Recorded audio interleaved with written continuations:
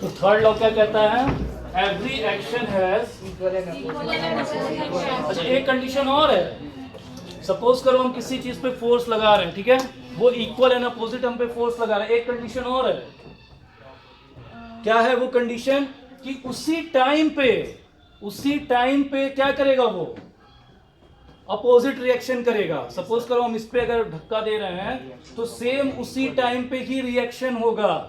Okay, और एक condition और कि ऑब्जेक्ट दोनों, अगर एक रिएक्शन करेगा, एक्शन करेगा, तो दूसरा रिएक्शन करेगा। अब हम तुमसे सवाल पूछेंगे, तो अगर ये देता है तो ये गलत रिएक्शन हो गया, ठीक है। हम जिससे एक्शन करेंगे वही क्या करेगा? नहीं, अगला रिएक्शन करेगा। हम एक्शन करेंगे तो वही रिएक्शन, हम खुद ही एक्शन करेंगे खुद ही रिएक्शन करेंगे, नहीं। इसमें एक ऑब्जेक्ट अगर एक्शन करता है तो दूसरा ऑब्जेक्ट क्या करता है? रिएक्शन करेगा, ठीक है। और इसको एक स्प्रिंग से एक एग्जांपल दिया हुआ एनसीईआरटी में, तुम लोग भी देखे होंगे, बहुत पॉपुलर है। ये क्या है? ये स्प्रिंग है। इससे क्या करते हैं? न्यूटन वेट नापते हैं। ओके, स्प्रिंग बैलेंस, इसका सही नाम क्या है? Spring balance. ओके, ये कुछ ऐसा होता है। ओके, यहाँ पॉइंटर होता है, यहाँ जितना खींचेगा उतना वेट होगा, ठीक है। जितना खींचेगा, पॉइंटर क्या बताता है? वेट बताता है, जितना आगे तक जाएगा, ठीक है। ये कुछ ऐसे है, इसमें एक और जुड़ा हुआ है। Okay, keep quiet. Okay, here also ये सपोज करो स्प्रिंग बैलेंस ए है, ये बी है। ओके, अब हम क्या करते हैं? इसको यहां से खींच रहे हैं। मतलब क्या कर रहे हैं? फोर्स लगा रहे हैं। हाँ वही, फोर्स लगा रहे हैं, मतलब क्या कर रहे हैं हम लोग? सब जुड़ा हुआ है, बता रहे हैं। मतलब क्या कर रहे हैं हम लोग? स्टेट चेंज कर रहे हैं, कहीं ना कहीं वेलोसिटी भी चेंज हो रही है, मतलब एक्सेलरेट कर रहे हैं, क्योंकि F = m/a होता है। और ये क्या होता है? Rate of change in velocity, मतलब सब जुड़े हुए हैं। ओके, इसको जब खींचे तो अब ये यहां से क्या होगा? ये भी यहां से खींचेगा, ठीक है। अब जब ये इसको खींच रहा है, भाई न्यूटन क्या बोले? Equal and opposite. लेकिन ये इसके बाद बोले थे न्यूटन, पहले ये क्या किए थे? एक्सपेरिमेंट किए थे, ठीक है। यहां तक अभी न्यूटन लॉ नहीं आया था। तो ये क्या देखे कि इधर से सपोज करो मैंने इसको जो है पकड़ के खींचा, और ये सपोज F फोर्स लग रहा है, और ये कितने न्यूटन का है? सपोज करो 10 न्यूटन का है, यानी कि इस पे रीडिंग आ गई तुम्हारी 10 न्यूटन। ओके, अब क्या हुआ? जब उसी समय देखे तो ये भी इसको खींचा, और इस पे भी रीडिंग क्या आई? Means reading of spring balance A is equal to reading of spring balance 2। Okay, means क्या हुआ? रीडिंग ऑफ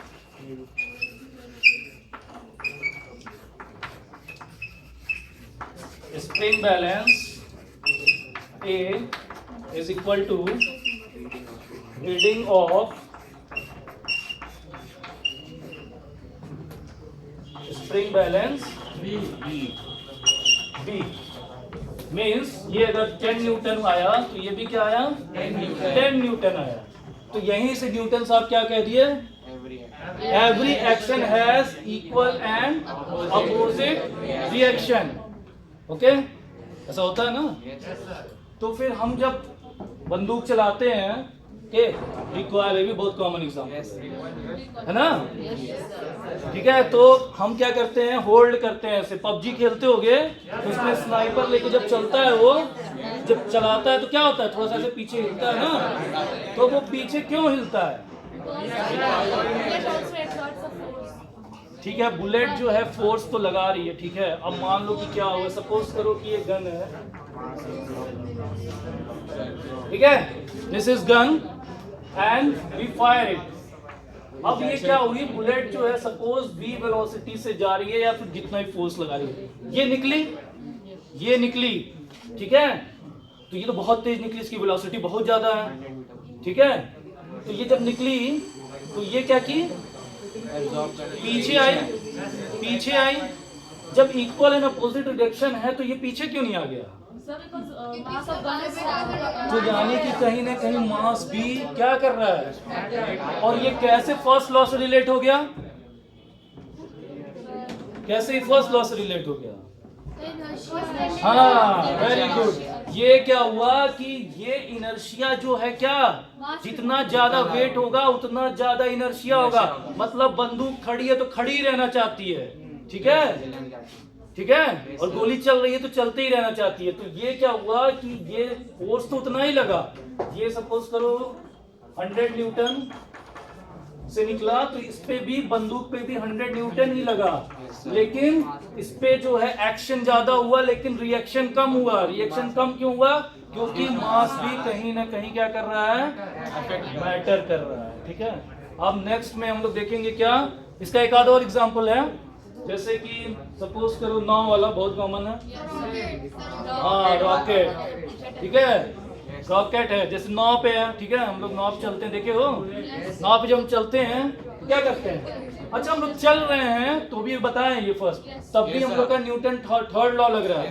क्यों? क्योंकि हम लोग जब पुश कर रहे हैं तो क्या हो रहा है, जितना हम फोर्स पीछे लगा रहे हैं उतना ही इक्वल एंड अपोजिट आगे लग रहा है, तभी हम चल पा रहे हैं। उसी तरह नाव पे है, जब सेलर जब चलता है तो क्या करता है, उसको कूदना रहता है, कूदेगा तो क्या करेगा, पीछे की ओर फोर्स लगाएगा, और पीछे लगाएगा तो क्या होगा, नाव पीछे चली जाएगी। क्यों नाव पीछे चली जाएगी? क्योंकि वो पानी में तैर रही है, ठीक है। तो वो क्या हो जाता है, ये सब एग्जांपल हैं किसके, Newton third law of motion के। अच्छा एक और एग्जांपल है, एक बलून वाला स्ट्रॉ में ऐसे बैलून पीछे करके निकल जाता है, वो किसका एग्जांपल है? देखो कि नहीं, एक धागा ऐसे, उसमें हम एक पाइप डाल दिए, स्ट्रॉ पाइप, और यहाँ पे क्या कर दिए, बैलून जो है खुला के चपका दिए, ठीक है, उसको छोड़े तो भग से आगे चला गया ना। ये किसका एग्जांपल है? ये भी न्यूटन थर्ड लॉ का है, लेकिन इसको हम लोग डिस्कस करेंगे किसमें, कंजर्वेशन ऑफ मोमेंटम में, ठीक है। कंजर्वेशन क्या होता है, किसी भी चीज का, मोमेंटम छोड़ दो, किसी भी चीज का कंजर्वेशन क्या होता है, हम बचा लिए, हाँ, किसी भी चीज को अगर हम बचा लिए तो क्या कर दिए, कंजर्व कर दिए।